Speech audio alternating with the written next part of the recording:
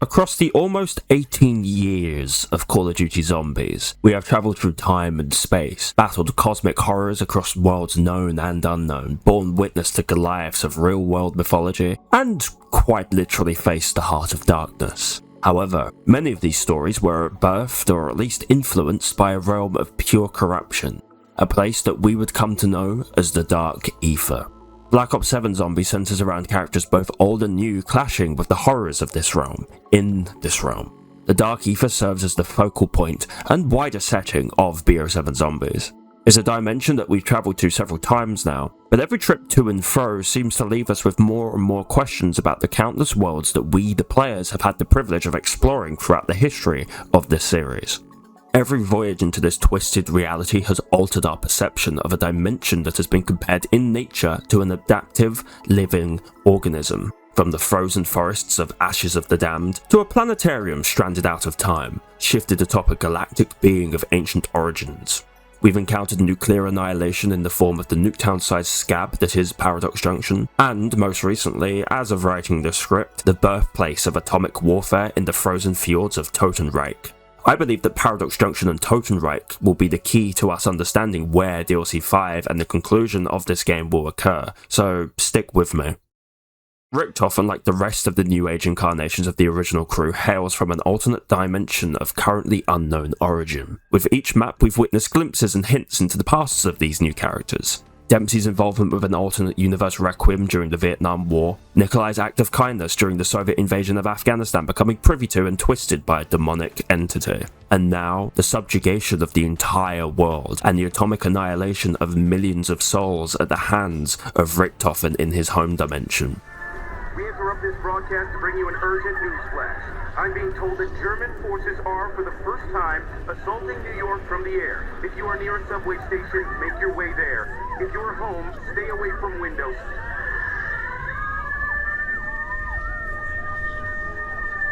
God, this can't be happening.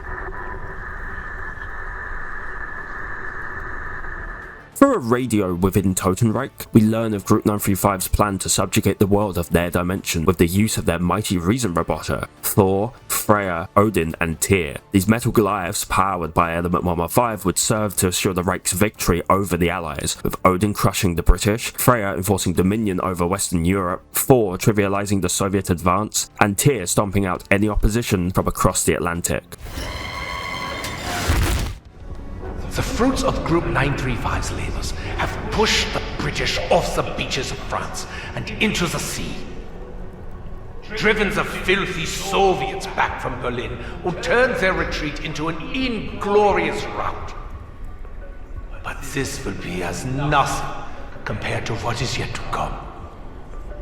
Today, Dr. Maxis and I have set plans in motion that will bring nothing less than the total unconditional surrender of the entire Allied war machine. We will smash the resolve of the Americans. And while the world still reels, our Reason Roboter will stride from the oceans, ushering in a new age. Odin will crush the British. Freya shall guard Western Europe. Thor will subjugate the Soviet Empire. Tyr, he is to remind the Amerikaners who their masters truly are. We would also come to learn that Richtofen's deal with Oberfuhrerin Wolfram von List, this gal right here, and not to be confused with her male perfect universe counterpart from Vanguard Zombies, and Group 935's efforts to split the atom would ultimately secure Germany's victory, when 7 million lives would be extinguished in the blink of an eye. New York would be leveled to the ground, and the United States would surrender shortly thereafter, ending World War II. On July the 4th, at 2 minutes past midnight local time, a Group 935 America bomber took off from Eidskalen Island. Exactly 18 hours later, it released a hybrid plutonium element 115 enhanced bomb of my design over downtown New York. Then I started reviewing the damage reports. I thought there had been a mistake. The device created a fireball 10 kilometers across. Everything from Hoboken to Williamsburg was instantly vaporized. As far away as Gutenberg, no buildings were left standing. Windows were shattered in every surviving structure out to a radius of 51 kilometers. Survivors 56 kilometers from the epicenter are still reporting for treatment of their burns. My calculations suggest a yield of around 40 megatons. The Big Apple has been thoroughly plucked. Early estimates put the number of casualties in excess of 7 million. The Americans offered their utter surrender within 24 hours. The war is at an end. Paradox Junction's intro cutscene introduces us to a currently unexplored location, the Warden's throne room, nestled within the ruins of what appears to be a bombed-out city. Jack McGregor, the Warden, seemingly chose this location, these desolate ruins, to reign supreme over the Dark Ether and to keep his most prized prisoner, Ava Jansen, caged and battered. Now, the obvious correlation to make here is that these ruins are, or are possibly representative of, New York, and an event this catastrophic would have led to these ruins being dragged into the Dark Ether. But it is interesting to consider why the Warden chose this locale of all places.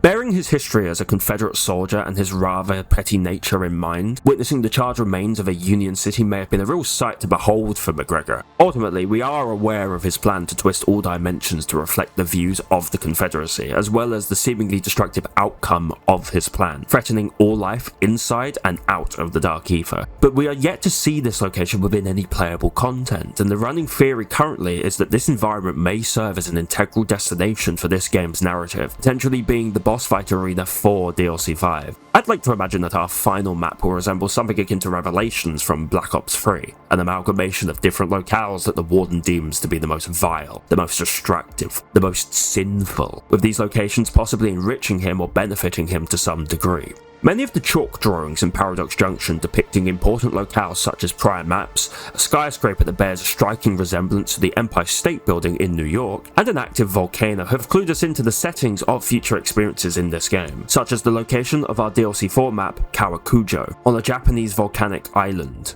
Prior to Season 4's release, I was also theorizing that with Dravikar's statement regarding finding the World Seed within DLC 4's setting and Totenreich's shift towards Norse mythology, we could have very well seen a map that depicted Muspelheim, the land of the fire giants, protected by Surtur, and possibly with links to Yggdrasil. That obviously isn't the case now, but I'm very excited to find out the reason for Takio's home dimension collapsing into the Dark Ether, and if it'll be something comparable to Group 935's experiment sending Eidskalen in Norway to the Dark Ether in Totenreich.